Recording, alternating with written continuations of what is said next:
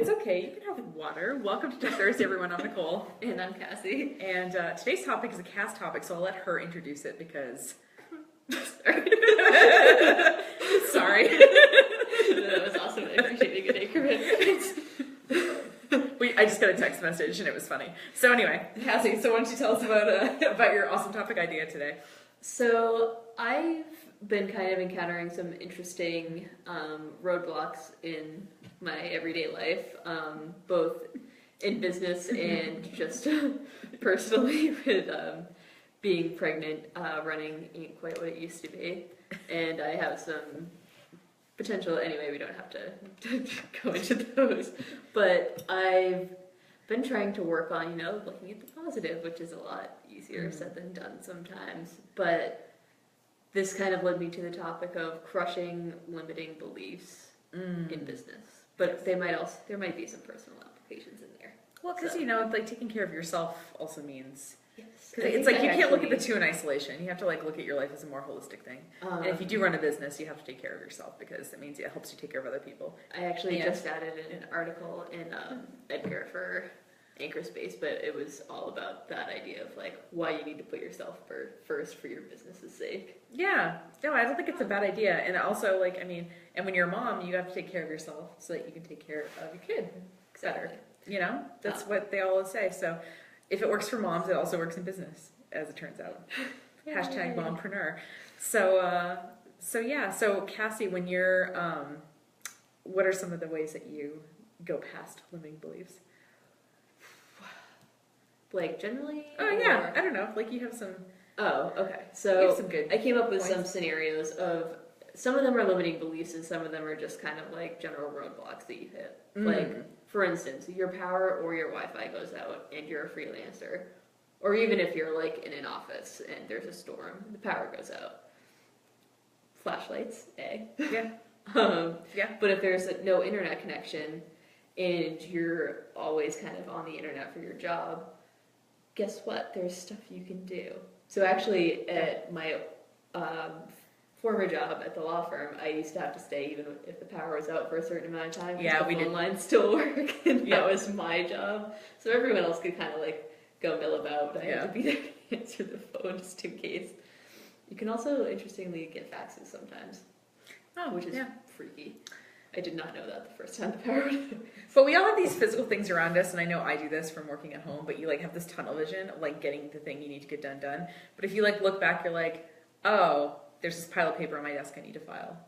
Exactly. Oh, maybe, I can scan and deposit these checks if the cell signal is still working, with my phone. Or, maybe I can go paint that spot right there. There's literally a spot that I've been meaning to paint or deal with forever, but I only notice it when I'm sitting here.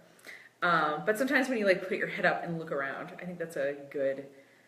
Yeah, so I think on my note I wrote oh no, I didn't write that down, but in my head I was so sometimes what I do, I think the last time we lost power here was over a year ago now. Yeah, it's been a while. It's been a really long time, but when the power went out, I had a bunch of blog posts that I had been, I had topics for, but I hadn't quite fleshed out yet, so I just used it as outline time to go through a bunch of different things and just handwrite outlines, which I used to actually do a lot in college. Yeah.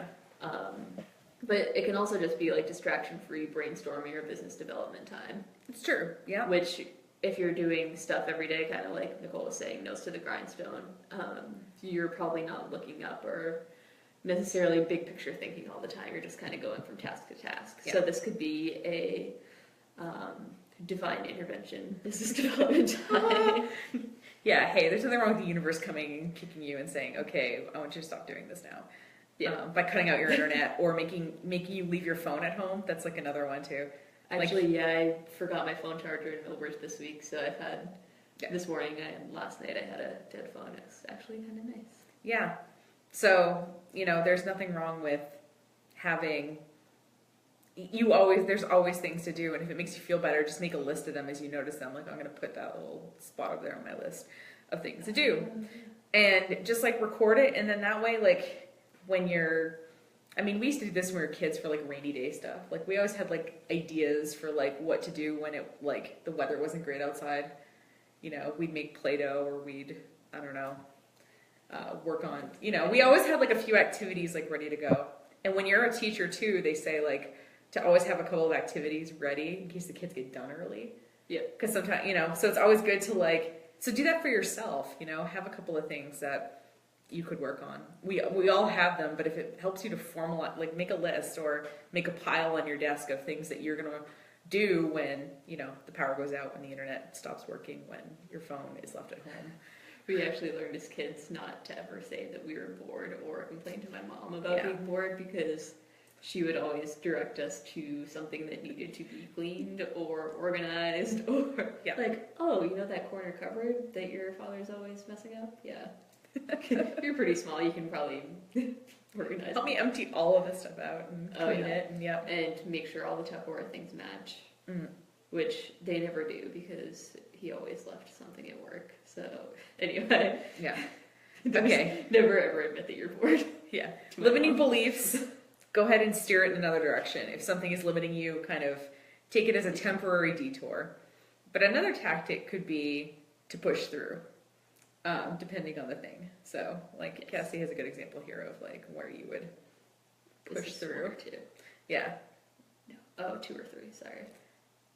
Like if you have something that isn't working. Okay. Yeah. So my example that I think we've talked about this a little bit before, but if you have, say, you have a WordPress website and you have a plugin that you really love, that maybe it's form software, and you really, really love it, and you were able to do everything you wanted, make it look exactly the way you want.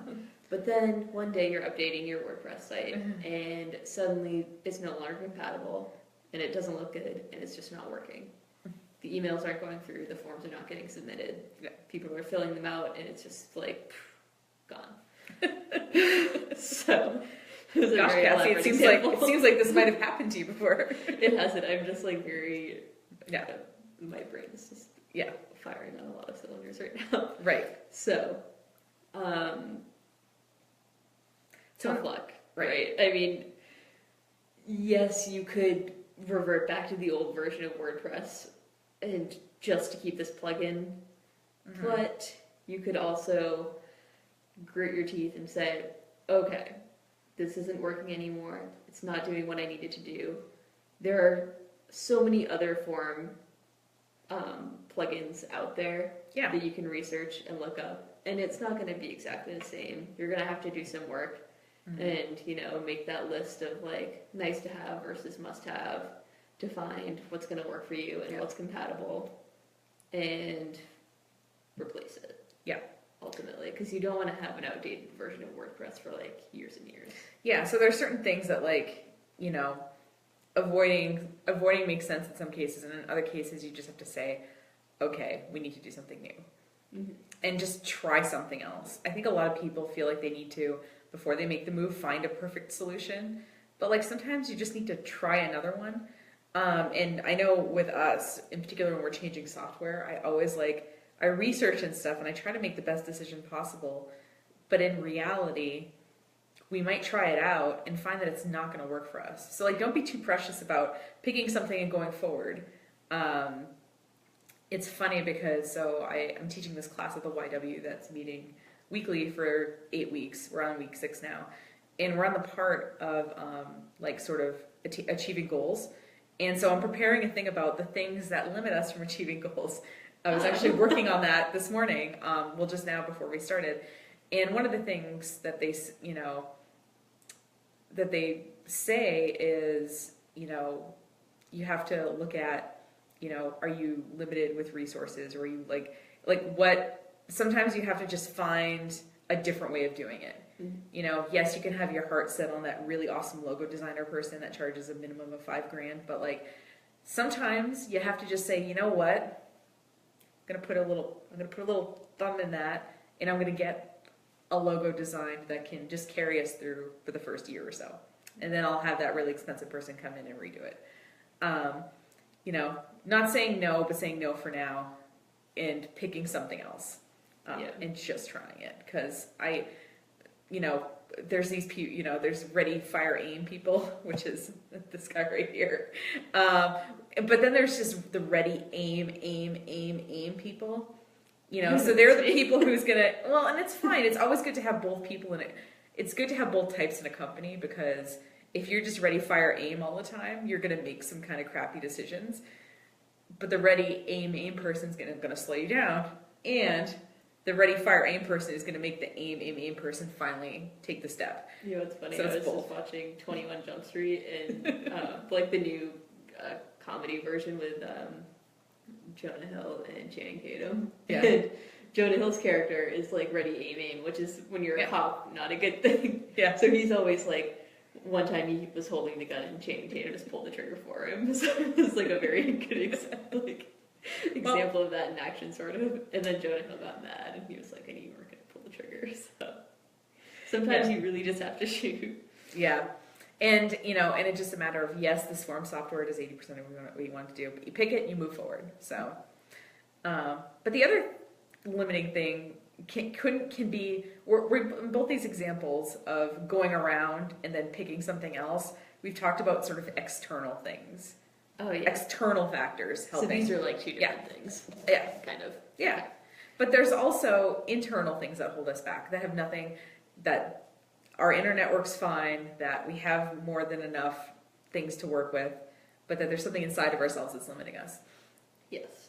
So I'm going to talk about, I'm going a little out of order on the sticky note, but I guess point number 3 of internal limiting belief that I think everyone to some extent kind of encounters in some career moment is that this isn't good enough yet. It could be a product, it could be just your business in general, or your website, or a blog post, or you may be on the fence about doing like a live video type thing, and you're just like, oh, I'm not good enough at it yet, I have to keep practicing. And the thing is, I mean, every marketing, business, whatever person who's been through it before will say, you really like start where you're at. You just have to like put it out there, and you'll get better as it goes on. Like the first time you tried to tie your shoes was probably kind of a mess, but you got better at it and you kept trying, and you weren't afraid to go outside and show people your shoes that kept coming untied. You just kept tying them and got better. Yeah. Yeah. So, you know, I think Ira Glass is like this really good audio quote. That's what I was trying to think of. Yeah. And it basically talks about how if you're making art, you have this desire to make art, but you become frustrated when you first start because the picture or whatever of what you want to create that's in your head versus what's coming out on paper, they don't match up. Like your quality in your head is here and you're here. And so you feel this I'm not good enough, this sort of push-pull of, you know, do I put it out there or do I not? So anyway, but the point is to just put it out there. Yes, you know, could we get a lighting kit in here? Probably. Could we put some sound panels in here to make it a little less echoey? Probably. Could I like have blown out my hair this morning so that I was ready for this video? Probably. But the point is that none of that really matters, and I'm pointing this out to you, and you're only noticing this stuff now because I pointed it out to you. But we honestly don't really, you know, that's not the important part of the message. Yes, we should. That's not to say that we shouldn't, you know, we don't have giant piles of stuff behind us, or we don't have a bunch of people milling around that you can't hear what we're saying. You know, we're not impeding the message being said, but we're also not being too precious about it. Right. And I think that's and that's what people always say about me. They're like, you just put it out there, and to me, since I'm a ready, fire, aim person, I'm just used to that. Like I'm just used to, like I said, not being too precious about it. And I also have this really good personal quality, I think, that I've just found that I just don't get embarrassed. Like I have this gene where I just don't get embarrassed. Like you could start talking to me about just about anything and it wouldn't embarrass me. I probably blush like twice a year. And it's usually because I'm self-conscious about something myself. It usually has nothing to do with me doing something embarrassing or someone doing something embarrassing in front of me. It's just something I've noticed about myself. Because people will talk about things and they're like, I can't believe that you did that. And I'm like, oh. And I think, oh, I guess most people would have been embarrassed by that. Huh. Anyway. I blush pretty easily, and I think like at least like once a week someone's like, are you blushing? Like, I don't know, probably. Just happens. Yeah. So my segue from like, you know, the putting stuff out there thing is one limiting belief that I actually have that I've had to deal with is that I'm too afraid to put myself out there. I'm a shy person and I'm also sensitive. So like I get, it's not even so much that I get embarrassed. When I'm with my close friends, I'm pretty like goofy and whatever, and I just kind of say things without thinking too much about it. But like in a different sense, like I don't think I could start my own Facebook Live video without, dealing with some sort of embarrassment. Like I read somewhere like sensitive people, they experience shame like pretty easily.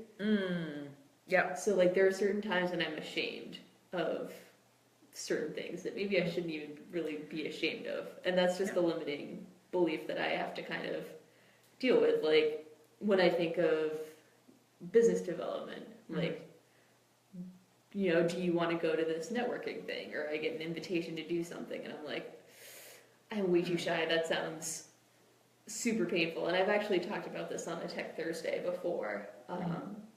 This is kind of avoiding / redirecting that limiting belief of just like, go with a buddy. It makes it a lot easier. You have at least one person there and it's a lot more comfortable. Yeah. It's kind of like, when you have your mom drop you off at your first day of school and she's kind of hanging back and you're just like, okay, I have the safety net, but like, I'm good. I can move forward. I can, do my thing. And then she kind of disappears and you don't really notice. Or like when you're learning how to ride a bike, someone lets go, but you're already kind of doing your own thing and you didn't really notice. Yeah. I think I fell over though when I found out. Yeah, I think most people fall over when they find out. I think most people totally fall over when they find out. Betrayal. But yeah. So, and chances are, I mean, maybe your thing isn't shyness. Maybe it's something else. Well, so a personal limiting belief of mine is that something I've told myself, which is like, I'm not athletic. I'm not one of those like smug yoga people. And man, I've been struggling with this for years, and it's kept me at a certain level of fitness. It's kept me at a certain size. It's kept me at a certain activity level that doesn't really match up. And then it was only like the other day when someone was talking, like kind of being like, well, you can do it. And I was like, listen, like I ran cross country in high school. I was on the ski team. I like swam in college. Like I'm an athlete. And then I was like, I said it out loud and I was like, oh, like I should just start acting like one. But like I had this limiting belief that like, no, I'm middle-aged now and it shouldn't matter what I look like and only really shallow people care about that sort of thing. And yeah, but it was really interesting to get to that point and find out that the limiting beliefs weren't anything around me, but they were my attitude about it. And basically it was just someone asking me a series of why do you think that, why do you think that, why do you think that questions about each successive thing. I'd say something and be like, well, why do you think that? Well, why do you think that? And then you find yourself saying something out loud and you're like, oh, I didn't know that was in there. It's interesting. You can do that in writing too. You don't have to do that necessarily with another person if you don't feel comfortable, bearing your soul to someone. Maybe if you get a little embarrassed. But, writing it down and asking, like, why do I think this? Like, why do I think all yoga people are smug? Oh, is it because, like, this skinny girl in high school was mean to me? Okay. By becoming skinny, am I going to become an asshole? No. Oops, I said sorry. I almost swore like 3 times earlier. Oh, yeah. Well, anyway. I mean, point being is that, like, if you look around you and you're not where you want to be, it could be something that's in you that's holding you back. Yeah. And that was a really hard thing for someone like me to hear because I feel like I can work my way through anything. But the problem is you can work as hard as you want, but if you've got something inside you that's saying no, when you get to that precipice, you're not going to jump. You're not going to do it. So my other funny thing that I've been thinking about a lot in the past like week is I've had issues in the past with like mirror stuff and looking in the mirror, and especially like facial stuff. Like my limiting beliefs are like I'm not attractive unless I do X, Y, and Z. Yep. And the funny thing is I kind of told myself like, well, when I'm about to become a mom, like I'll kind of do the work, but like when I'm about to become a mom and I have to be a role model for like me, potentially a girl. Yeah. I don't want to project any of that on. But like I'm realizing now, like, oh, it's not going away. Like, I still think this way, and I still do certain things that kind of project these insecurities around. Yeah. So that's kind of an interesting thing. But so if you keep telling yourself, like, well, I can push it back until whatever, or like this thing will make me change, like, that's not always the case. So it could also be a fun thing to do. I mean, maybe not fun, but like it's easier. Like, I'm one of those people, like, I can internalize everything, and then suddenly it's like, you know, one of those inside your head too much people. Yeah. And honestly, after I just say it out loud, I'm just like, oh, okay. Now I feel like I can do something about this. Whereas when I keep it inside, it's like even more limiting because it's like holding me captive in a way. Yeah. So whether it's like a business thing or whatever. Well, and part of it, like in the goal setting thing I was working on before this video, the things that they tell you to do, and I read a bunch of websites, like 25-ish of like, the two things a lot of people agree on are publicly committing to a goal or to something. Yep. And the other thing they say is like to have people that you're going to confide in and sort of talk with about it. Interesting. Because, it's one thing to say, hey, Facebook, I'm going to lose 20 pounds by May 1st. That's my goal. There, I came out about it. Now... But random people on your Facebook aren't going to, like, check in with you. They're not going to check in with me. And if they are, I'm going to be like, why do you care so much? So what you want is, like, a set group of friends or family or a couple of people that you know are going to check in on you and offer you support when you need it. Because you're going to not necessarily want to go publicly and constantly ask for support because those people are kind of exhausting and you don't want to be them. But you want to get the support for yourself that you need to overcome whatever limiting belief that you have. And you know what type of people are going to be the most helpful for you to hear from. Like, true. I love talking to my mom about problems, but then she always says, like, oh, you're fine, you're going to be okay. Yeah. And I'm like, that's not really helping me, like, move forward. And it doesn't have to be someone who's... It's great to hear. Yeah, it doesn't have to be someone who's close to you. It could be just someone who's been through what you're going through before. It could be someone that you admire and like, I think if you just approach the person and, one or two people, you don't want to put all your eggs in one basket necessarily, one or two people and say, hey, I'm working on this goal. Like if you, and then tell them what you need from them, hey, if you could just call me once a week and ask me how it's going, or if you could just email me every day and just make sure I haven't had a cigarette or whatever. Because I think sometimes people want to support you, but they don't know how to, and they don't want to overstep their bounds. So saying what you and maybe you don't know quite what you need, in which case think about it. I have a really hard time saying what I need because I don't know. I'm just used to doing for other people. I really try to, and so when someone asks me what do you want, it like takes me a while to get there, but it's getting easier now that I practice doing it, or now that I am practicing doing it. But to go back to what you say about shame, I guess it's like the most common like human emotion, and it underlies a lot of things. Well, it's funny. So speaking of sharing feelings, another weird pregnancy thing that I had to so basically you get a lot of feelings that you don't really know what they are or why they're there, which you might experience at other various times of the month. It's not exclusive to pregnancy, but I realize I'm so used to when people were asking me, are you okay? What do you need? What can I do to help? And I would kind of be like, I don't know. Because I really didn't know. I was angry one second and crying and happy the next. And I still kind of am to some extent. But what I realized was hard for me was before I articulate what my feelings are, they have to be justified and they have to be rationalized. I have to have an explanation for why I'm feeling a certain way. Otherwise, it doesn't get. So if I'm angry, before I share why I'm angry, I have to be like, I'm angry because ABC, which they kind of teach you in school. Right. But I've taken it to an extreme level in adult life where it's not okay for me to feel any emotion without having a reason for it. And when you're having a lot of hormonal feelings, it's just really not good. It's a lot of time spent. Yeah, and I'm like, oh, it's okay for me to just be feeling this way just because I'm feeling this way. Mm-hmm. So, and maybe your limiting thing in your business is like, when you don't even realize you're doing it, but it's kind of a self-sabotage thing. Like, my business is never going to be big, or my business won't grow beyond what, or I won't sell this many, or like, I'll only sell this much, or like you have, maybe you write a goal for yourself, and in the back of your mind, you're like, there's no way. So, and or you want to write one thing, but you write this other thing that seems more modest. So think about ways that you're kind of like shutting yourself, or like not really giving yourself a chance. Maybe you don't even realize you're doing it.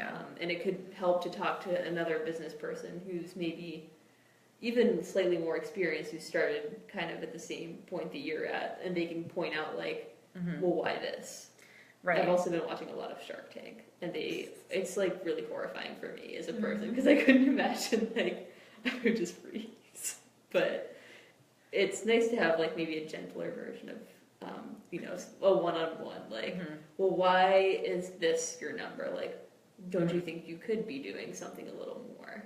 Right. And you could be like, oh, I probably actually could. I'm just not. So there's a couple of structures that you can use to get that. One, like Kassie said, you can seek out a mentor. A mentor relationship I always think of is like, if someone's a mentor and someone's a mentee, there's like a difference of levels there. But the other thing you can seek out is an accountability partner, which is like you're both a little bit more level. You're both equal and sort of equally sharing. I have an accountability partner that I talk to once a week theoretically, we each try to give each other half an hour.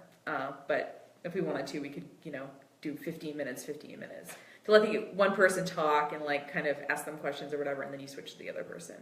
And it's just someone to kind of check in with that has no bearing, and this person has no bearing on my life. So it's unlike talking to, Kassie or my mom, who have like, and I'm not saying you have an agenda or anything, but like, you have a relationship to me. This accountability partner is exterior, which I think can be good in some ways. And then if you want something that's a little bit more group, there's these things called masterminds, and you can start your own or you can find one. There's online ones too. I'm in an online one. And the idea is that you share ideas with this group of people that's usually around a collective goal. So maybe you have a mastermind that's all business, or maybe there's a mastermind of just writers, people who are all working on their first novel, or maybe there's a mastermind of, so you can get a specific or you can get general, but if you work better in like a group setting and you feel, oh yeah, and I'm in like a co-working mastermind right now too. So I guess I'm in all of these things, but the good thing with the mentors, they know more than you and they can sort of give you the tough talk. The good thing about the accountability partner is you share things back and forth that may be reliable. The good thing about the group is you learn from other people without necessarily being on the spot all the time. So I think those three structures work really well for a lot of people. Thanks, whoever gives thumbs up. Thumbs up to you back. And yeah, I think it's just, it's good to, and sometimes other people can be a mirror to what's going on with you, with limiting beliefs you have that you don't even know you have, because a lot of these things start, especially these deep-seated beliefs have started when we were kids, and and they're things that, the person's mean to you on the schoolyard, and then you find yourself, you don't necessarily equate it, 20 years later to being in a business meeting and getting steamrolled, but someone you can might sort have of those similar feelings, right.